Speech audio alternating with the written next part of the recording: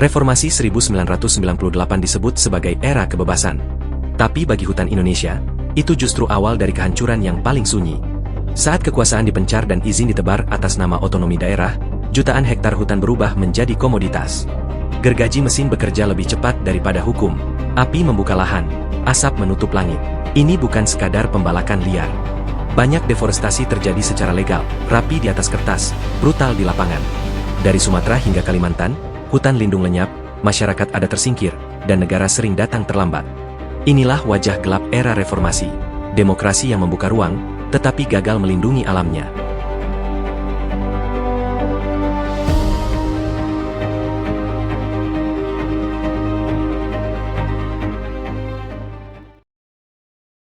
Masuknya Indonesia ke era reformasi menandai perubahan besar dalam cara negara mengelola hutan, terutama karena runtuhnya sistem sentralisasi ekstrim yang selama lebih dari 3 dekade mengendalikan seluruh sektor kehutanan.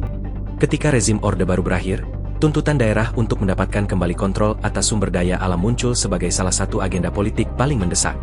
Pemerintah merespons dengan menerbitkan Undang-Undang Otonomi Daerah 1999 yang secara drastis mengubah struktur kekuasaan, termasuk memberikan kewenangan luas kepada pemerintah kabupaten kota untuk menerbitkan izin pemanfaatan hutan. Tujuan awal kebijakan ini adalah meningkatkan keadilan, memperkuat partisipasi lokal, dan mengurangi dominasi pusat. Namun dalam praktiknya, desentralisasi yang sangat cepat ini terjadi di tengah lemahnya kapasitas administrasi, kurangnya sumber daya manusia, dan besarnya tekanan ekonomi lokal setelah krisis 1997. Akibatnya, kewenangan baru ini membuka ruang bagi praktik-praktik baru yang tidak sepenuhnya transparan, dan justru mempercepat laju pandangan pragmatis terhadap hutan sebagai sumber pendapatan instan bagi daerah. Dalam beberapa tahun pertama reformasi, berbagai daerah secara aktif mengeluarkan izin pemanfaatan kayu skala kecil seperti IPPK dan HPHH yang jumlahnya meningkat secara eksponensial. Banyak izin diterbitkan dengan proses verifikasi yang sangat minim, sebagian bahkan tanpa survei lapangan atau kajian ekologis dasar.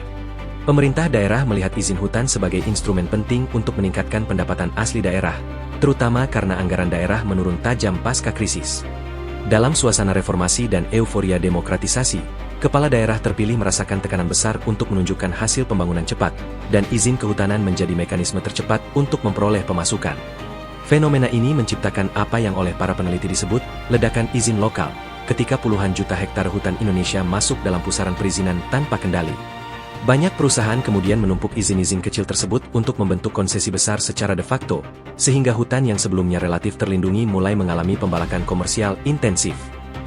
Bersamaan dengan itu, liberalisasi ekonomi pasca 1998 membuka peluang bagi berbagai aktor baru untuk masuk dalam industri kayu, perkebunan, dan tambang.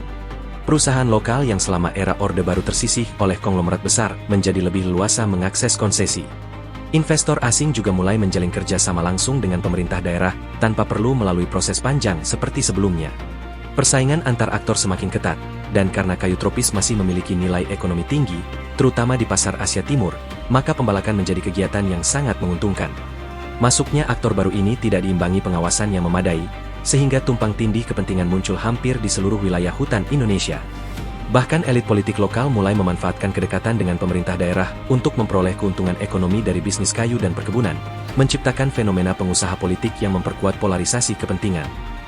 Di sisi lain, pembalakan ilegal pada periode ini berkembang menjadi industri bayangan dengan jaringan operasi yang terorganisasi. Jika pada era Orde Baru pembalakan ilegal cenderung dilakukan secara sporadis, maka setelah reformasi, aktivitas tersebut berubah menjadi kegiatan sistematis yang melibatkan perantara kayu, pemilik modal, pejabat lokal, serta oknum aparat keamanan yang memberikan perlindungan. Kayu-kayu dari hutan primer di Kalimantan, Papua, dan Sumatera dipanen dalam jumlah yang sangat besar dan kemudian diselundupkan melalui jalur laut, terutama menuju Malaysia dan Singapura.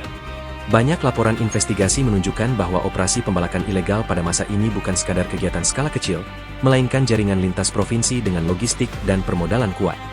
Lemahnya aparat penegak hukum dan ketidaksinkronan regulasi semakin memperbesar ruang gerak operasi tersebut, sehingga deforestasi pada awal 2000-an mencapai angka yang sebanding dengan puncak kerusakan hutan pada masa Orde Baru. Krisis ekonomi 1997-1998 juga mengubah orientasi pembangunan nasional yang semakin mengandalkan sektor perkebunan dan industri pengolahan kayu sebagai sumber utama pertumbuhan ekonomi. Komoditas sawit menjadi primadona baru karena tingginya harga minyak nabati di pasar global dan meningkatnya permintaan untuk industri makanan, kosmetik, hingga energi. Pemerintah daerah yang membutuhkan pemasukan cepat mendorong pembukaan lahan sawit secara agresif. Banyak izin perkebunan diterbitkan tanpa memperhatikan daya dukung ekologis, sehingga hutan alam, terutama rawa gambut di Sumatera dan Kalimantan, dikonversi dalam skala besar. Proses ini menciptakan siklus kerusakan yang berulang. Pengeringan gambut menyebabkan hutan mudah terbakar, kebakaran membuka lahan lebih cepat, dan setelah itu area tersebut ditanami sawit atau akasia untuk industri pulp. Dengan demikian, ekspansi sawit dan HTI pada era reformasi tidak hanya menguatkan sektor ekonomi, tetapi juga mempercepat hilangnya tutupan hutan alam dan memperparah krisis ekologis nasional. Meski tekanan terhadap hutan meningkat, era reformasi juga membuka ruang bagi bangkitnya masyarakat sipil, lembaga swadaya masyarakat, LSM, pers independen, dan organisasi masyarakat adat yang selama Orde Baru ditekan. Kehadiran organisasi seperti Walhi, Aman, Sawit Watch, Greenpeace, dan Jikalahari memperkuat pengawasan publik terhadap kebijakan hutan. Banyak investigasi yang mengungkap praktik korupsi perizinan, penyalahgunaan jabatan, dan kerusakan ekologis yang ditimbulkan ekspansi perkebunan dan pembalakan ilegal. Masyarakat adat yang sebelumnya tidak memiliki ruang untuk memperjuangkan hak, mereka kini mulai membangun gerakan politik dan hukum untuk menuntut pengakuan wilayah adat, meskipun hasilnya masih terbatas. Namun kekuatan masyarakat sipil yang tumbuh ini tidak selalu mampu menandingi besarnya kekuatan ekonomi politik korporasi dan elit lokal, sehingga konflik lahan tetap meningkat dari tahun ke tahun. Konflik agraria pada periode ini meningkat secara drastis dan menjadi salah satu ciri utama era reformasi. Banyak konflik muncul ketika perusahaan sawit, HTI, atau pertambangan memasuki wilayah adat tanpa persetujuan masyarakat lokal. Konflik antara masyarakat adat dan pendatang transmigran juga sering terjadi akibat tumpang tindih klaim lahan. Di banyak daerah, penduduk desa yang menggantungkan hidup dari hutan kehilangan akses karena izin konsesi baru diberikan kepada perusahaan.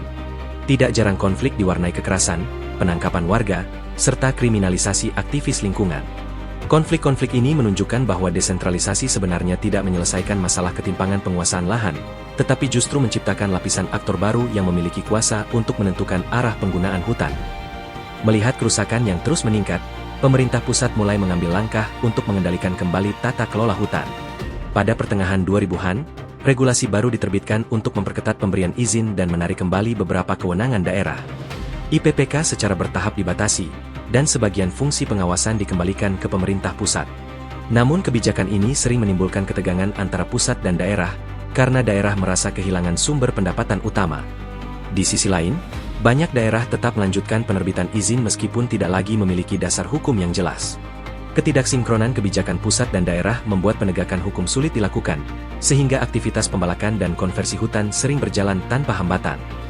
Secara ekologis, periode reformasi awal menyaksikan penurunan tutupan hutan alam yang sangat signifikan. Sumatera, misalnya, mengalami kehilangan hutan yang sangat cepat akibat kombinasi antara pembalakan, sawit, dan HTI. Kalimantan menghadapi degradasi hutan dipercepat oleh pembalakan ilegal dan konversi perkebunan. Kebakaran gambut, yang sebelumnya terjadi secara sporadis, menjadi fenomena tahunan akibat perubahan hidrologi lahan gambut yang intensif dikeringkan untuk perkebunan. Bahkan Papua yang sebelumnya relatif terlindungi mulai merasakan gelombang eksploitasi baru sebagai frontier terakhir kayu bernilai tinggi. Banyak daerah di Papua mengalami pola, tebang habis lalu tinggalkan, ketika kayu dipanen dalam jumlah besar namun pembangunan ekonomi yang dijanjikan tidak pernah terrealisasi. Pada dekade 2000-an, perhatian internasional terhadap kerusakan hutan Indonesia mulai meningkat. Berbagai negara dan organisasi internasional mendorong Indonesia untuk menerapkan prinsip legalitas kayu, meningkatkan transparansi industri kehutanan, dan mempersiapkan mekanisme pembiayaan karbon melalui skema REDD+. Tekanan internasional ini perlahan mendorong reformasi kebijakan, meskipun implementasinya baru terasa secara signifikan setelah 2010.